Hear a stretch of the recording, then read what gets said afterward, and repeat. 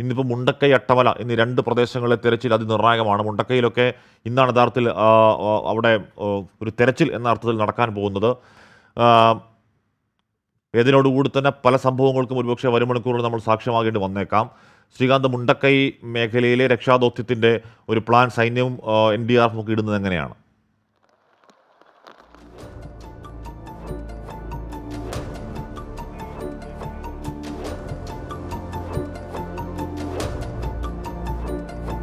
ഞാനിപ്പോൾ നിൽക്കുന്നത് ഈ മുണ്ടക്കൈയിലേക്ക് പോകുന്ന വഴിയിൽ ഈ എസ്റ്റേറ്റിലാണ്. ഈ ദൃശ്യങ്ങളൊന്ന് നോക്കണം ഹാഷ്മി. അതായത് ഈ പുഴ, ഒരു ചെറിയ പുഴ, അത് എത്രത്തോളം ഭീകരമായി ഉരുൾപൊട്ടി ഒഴുകി താഴേക്ക് പോയി എന്നുള്ളത് കാണിക്കുന്ന ഏറ്റവും പ്രധാനപ്പെട്ട ദൃശ്യങ്ങളാണ് ഇത്. മുണ്ടക്കൈയിലേക്ക് ഇനിയും ഇവിടെ നിന്നും ദൂരമുണ്ട്. പക്ഷേ ഇവിടെ നിന്നാൽ അറിയാം മുണ്ടക്കൈയിൽ എത്രത്തോളം ഭീകരമായിരിക്കും കാര്യങ്ങൾ എന്നുള്ളത്.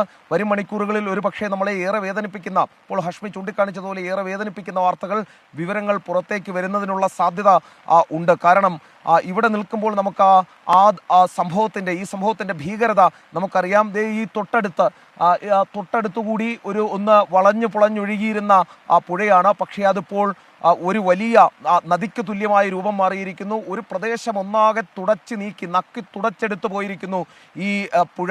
ഈ വെള്ളരിമലയിലും ചൂരൽമലയിലും അതോടൊപ്പം മുണ്ടക്കൈയിലും ഒക്കെ തന്നെ നിരവധി വീടുകളെ തകർത്തെറിഞ്ഞ് ഈ പുഴ ഒഴുകിയതിൻ്റെ കാഴ്ചയാണ് ഹഷ്മി കാണുന്നത്. അങ്ങേക്കരയിൽ നമുക്ക് നിരവധി വീടുകൾ കാണാം, ഭാഗികമായും പൂർണ്ണമായും തകർന്ന വീടുകൾ കാണാം, ഒപ്പം വാഹനങ്ങൾ കാണാം, തടികൾ വന്ന് വീടുകളിലേക്ക് ഇടിച്ചിറങ്ങിയത് കാണാം, വലിയ ഉരുളങ്കല്ലുകൾ കാണാം, ചെളി അടിഞ്ഞുകൂടിയത് കാണാം, കൂന കൂടി കിടക്കുന്ന മണ്ണ് കാണാം. കുറച്ച് മുകളിലേക്ക് രാഹുൽ ആ ദൃശ്യങ്ങളൊന്ന് പായിച്ചാൽ ഈ കുലംകുത്തി ഒഴുകി കല്ലും മണ്ണും ചെളിയും മരവും വലിയ ഉരുളങ്കല്ലുകളും ഒക്കെ ആയിട്ട് ഈ വെള്ളം വന്ന ആ വഴിയടക്കം ഇവിടെ നിന്നും ഈ മുണ്ടക്കൈയിലേക്ക് പോകുന്ന ഈ ഭാഗത്ത് നിന്നാൽ ഹഷ്മി കാണാം എത്രത്തോളം രൗദ്ര താണ്ഡവം ഈ ഉരുൾപൊട്ടലിലൂടെ ഈ ജലം ഇതുവഴി ഒഴുകിയപ്പോൾ ഉണ്ടായി എന്നുള്ളത് നമുക്ക് ഈ ദൃശ്യങ്ങളിൽ നിന്നും മനസ്സിലാകും. മുകളിൽ നിന്നും മലയിൽ നിന്നും ഒരു ഭാഗം അടർന്ന് ജലവും വലിയ മരങ്ങളും അതോടൊപ്പം മണ്ണും ചെളിയും കല്ലുമൊക്കെയായി താഴേക്കൊഴുകിയെടുത്തത് 144 ജീവനുകളാണ്. ഏറ്റവും ഒടുവിൽ കിട്ടുന്ന കണക്കനുസരിച്ച് 144 ജീവനുകൾ നഷ്ടപ്പെട്ടു എന്ന് പറയുന്നു. അതിലേറെ ആളുകൾക്ക് അവരുടെ ഉറ്റവരെയും ഉടയവരെയും ഒക്കെ നഷ്ടപ്പെട്ടവരുണ്ട്. ഹഷ്മി, മുണ്ടക്കൈയിലേക്ക് പോകുന്ന വഴിയിലെ ആദ്യ കാഴ്ച ഹൃദയം പിളർക്കുന്ന വേദനയോടെ ഹഷ്മി കാണാൻ സാധിക്കൂ. അത്ര കണ്ട് നമ്മളെ ബുദ്ധിമുട്ടിക്കുന്ന, നമുക്ക് വേദന സമ്മാനിക്കുന്ന കാഴ്ചയാണ് ഹഷ്മി കാണുന്നത്. കാരണം ഈ ദൃശ്യം എങ്ങനെയാണ് ആ പുഴ ഒഴുകിയത്, എങ്ങനെയാണ് ആ പുഴ മുകളിൽ നിന്നും മലയിടിച്ചിലോടുകൂടി താഴേക്കൊഴുകിയെത്തി ഒരു വെള്ളരിമല എന്ന ചൂരൽമല എന്ന പ്രദേശം ഒന്നാകെ വിഴുങ്ങിയത് എന്നുള്ള സംഭവത്തിന്റെ നേർക്കാഴ്ച ഹഷ്മി ഈ ദൃശ്യങ്ങളിൽ കാണാം. രാഹുൽ, ആ ദൃശ്യങ്ങളൊന്ന് പാൻ ചെയ്ത് കാണിക്കണം. ആ ദൃശ്യങ്ങളിൽ കാണാം ഏറ്റവും മുകളിൽ നിന്നും താഴേക്ക് ഈ പുഴ ഒഴുകിയെത്തിയത്. ആ മുകളിൽ കാണുന്ന വഴിയിലൂടെയാണ് ഈ പുഴ രൗദ്രഭാവം പൂണ്ട് ഒഴുകി താഴേക്ക് ഇറങ്ങി വരുന്ന വഴിയിൽ കണ്ണിൽ കണ്ടതൊക്കെ തന്നെ അത് വിഴുങ്ങി താഴെ ഒട്ടനവധി വീടുകൾ, പാവപ്പെട്ട ഒരുപാട് ആളുകൾ അവരുടെ ഒരു മനുഷ്യായുസിലെ മുഴുവൻ സമ്പാദ്യവും കൊണ്ട് നിർമ്മിച്ച വീടുകൾ അതുണ്ട്. അത് ഭാഗികമായി തകർന്നതുണ്ട്, പൂർണ്ണമായി തകർന്നതുണ്ട്. വാഹനങ്ങൾ നമുക്കിവിടെ നിന്നും നോക്കിയാൽ കാണാം. ഈ പുഴയോരത്തേക്ക് വാഹനങ്ങൾ അടിച്ച് തെറിപ്പിച്ചിട്ടിരിക്കുന്ന കാഴ്ച കാണാൻ സാധിക്കും.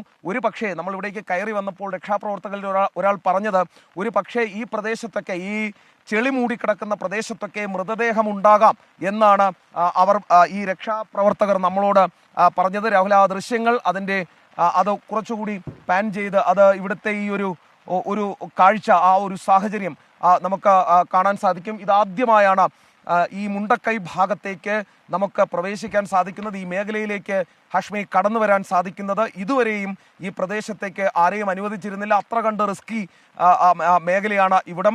വേണമെങ്കിൽ ഒരു പക്ഷേ വീണ്ടും ഒരു ഉരുൾപൊട്ടൽ സാധ്യത പോലുമുള്ള മേഖലയാണ് ഈ മുണ്ടക്കൈ എന്ന് പറയുന്നത്. ഇന്നലെ രക്ഷാദൗത്യം നടത്തിയിരുന്ന ആളുകൾ ഇവിടെ നിൽക്കുമ്പോഴാണ് മലവെള്ളപ്പാച്ചിൽ ഉണ്ടാകുന്നത്.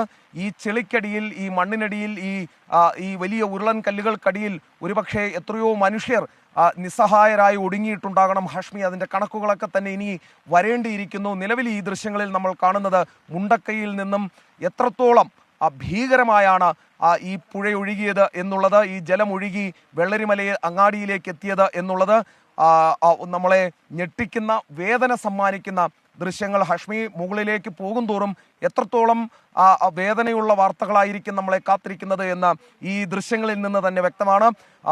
എത്ര മനുഷ്യർ ഇനി ജീവനോടെ അവശേഷിക്കുന്നുണ്ടാകും എന്ന കാര്യത്തിൽ നമുക്ക് വളരെ ആശങ്കയുണ്ട്. ആ പ്രദേശത്തൊന്നാകെ അതിൻ്റെ ആദ്യ ദൃശ്യങ്ങൾ ഇതാ ഹാഷ്മി പുറത്തു വരുന്നു. മുണ്ടക്കയിലേക്കുള്ള യാത്രാമധ്യേ ആദ്യ ദൃശ്യങ്ങൾ ഇപ്പോൾ പുറത്തേക്ക് വരികയാണ് ഹാഷ്മി. ശ്രീകാന്ത് മുണ്ടക്കയിൽ നിന്ന് വിവരങ്ങൾ നൽകുകയായിരുന്നു. ദൗത്യസംഘം മുണ്ടക്കയിലേക്ക് പോവുകയാണ്. അപ്പോൾ നോക്കാം ശ്രീകാന്ത് അടക്കം നമ്മുടെ മാധ്യമ സംഘം കൂടി അവരുടെ കൂടെ ഉണ്ട്. എന്തായാലും മുണ്ടക്കൈ എന്ന് പറയുന്ന സ്ഥലം ഏതാണ്ട് പൂർണ്ണമായി തന്നെ ഇന്നലെ നമ്മൾ പറഞ്ഞു കേട്ടതുപോലെ ഏതാണ്ട് പൂർണ്ണമായി തന്നെ നാമാവശേഷമായി എന്നീ ദൃശ്യങ്ങളിൽ നിന്ന് വളരെ വ്യക്തമാണ്. ഇന്നലെ നേരം വെളുത്തോടെയാണ് ചൂരൽമലയിലേക്ക് ഒഴുകിയെത്തി കല്ലും പാറക്കഷ്ണങ്ങളും വലിയ മരത്തടികളുമൊക്കെ ചേർന്ന ഒരു മേഖല ഒന്നാകെ ഇല്ലാതായി കളഞ്ഞത്. അതിൽ ഏറ്റവും പ്രധാനം ഈ മുണ്ടക്കൈ എന്ന് പറയുന്ന സ്ഥലമാണ്. മുണ്ടക്കൈയാണ് ഈ അപകടത്തിൻ്റെ എപ്പിക് സെൻറ്റർ, ഈ സെൻറ്റർ ഓഫ് ട്രാജഡി എന്ന് ഇന്നലെ തന്നെ പറയുന്നുണ്ടായിരുന്നു. അത് ശരിവെക്കുന്നത് ദൃശ്യങ്ങൾ പ്രേക്ഷകർ കാണുകയാണ്. ഈ കല്ലുകൾക്കടിയിൽ, ഈ പാറകൾക്കടിയിൽ, ഈ ചെളിക്കൂട്ടത്തിനടിയിൽ എത്രത്തോളം മനുഷ്യർ ഇപ്പോഴും ഉണ്ട് എന്ന കാര്യം നമുക്കിപ്പോഴും അവ്യക്തമാണ്. ഒരുപാട് പേരെ കാണാനില്ല എന്ന വിലാപവുമായി ബന്ധുക്കൾ ആശുപത്രികളിൽ നിന്ന് ആശുപത്രികളിലേക്ക് ഹൃദയവേദനയോടെ നടന്നു നീങ്ങുന്ന കാഴ്ച അങ്ങേയറ്റം കരളലിയിപ്പിക്കുന്നതാണ്. ചങ്ക് നീറ്റുന്ന കാഴ്ചയാണ് ആ കാഴ്ച. അവരൊക്കെ ഒരുപക്ഷെ അവരുടെ ഉത്തരം ഈ മുണ്ടക്കൈയിൽ നിന്ന് കിട്ടുമോ എന്നുള്ളതാണ് ആശങ്കയോടും അതേസമയം തന്നെ പ്രതീക്ഷയോടും കൂടി നമ്മൾ കാത്തിരിക്കുന്നത്. മുണ്ടക്കൈയിൽ ഇപ്പോഴും ജീവൻ്റെ പ്രാണൻ്റെ തുടിപ്പ് ബാക്കിയുണ്ടോ എന്നതിനെക്കുറിച്ച് വളരെ സജീവമായ അന്വേഷണം, വളരെ തെരച്ചിൽ ഇന്നെന്തായാലും തുടങ്ങും. മുണ്ടക്കൈയിലടക്കം ചൂരൽമലയിലടക്കം രക്ഷാദൗത്യം അതിന് പൂർണ്ണമായ അർത്ഥത്തിൽ ഇപ്പോൾ തന്നെ തുടങ്ങിക്കഴിഞ്ഞിരിക്കുന്നു. സൈന്യം തുടങ്ങിയിരിക്കുന്നു. സൈന്യം 4 സംഘങ്ങളായി തിരിഞ്ഞാണ് അവിടെ തെരച്ചിൽ നടന്നത്. മുണ്ടക്കൈയിലേക്ക് ഒരുപക്ഷെ ഇന്ന് കൂടുതൽ അവിടുത്തെ പ്രാദേശികരായ ആളുകൾക്ക്, തദ്ദേശീയരായ ആളുകൾക്ക് അങ്ങോട്ടേക്ക് പോകാൻ കഴിയുമോ എന്നുള്ളതാണ് അറിയാൻ കഴിയുന്നത്. അങ്ങോട്ടേക്ക് പോവുകയാണെങ്കിൽ ഈ മണ്ണിലുള്ള രക്ഷാപ്രവർത്തനത്തിന് അത് കുറച്ചുകൂടി സഹായകരമാകുമെന്ന കാര്യത്തിൽ ഒരു തർക്കവുമില്ല. ആ മേഖല അറിയുന്ന ആൾക്കാരാണ്. അപ്പോൾ ഈ താൽക്കാലിക ബെയിലി പാലമൊക്കെ വന്ന സാഹചര്യത്തിൽ അവിടുത്തുകാരായ നാട്ടുകാർ കൂടി അവിടെ രക്ഷാദൗത്യത്തിൽ പങ്കെടുക്കാൻ കഴിയുമോ എന്നുള്ളതാണ് അറിയാൻ കഴിയുന്നത്. നമ്മൾ കണ്ടത് മുണ്ടക്കൈയിലെ കാഴ്ചകളാണ്.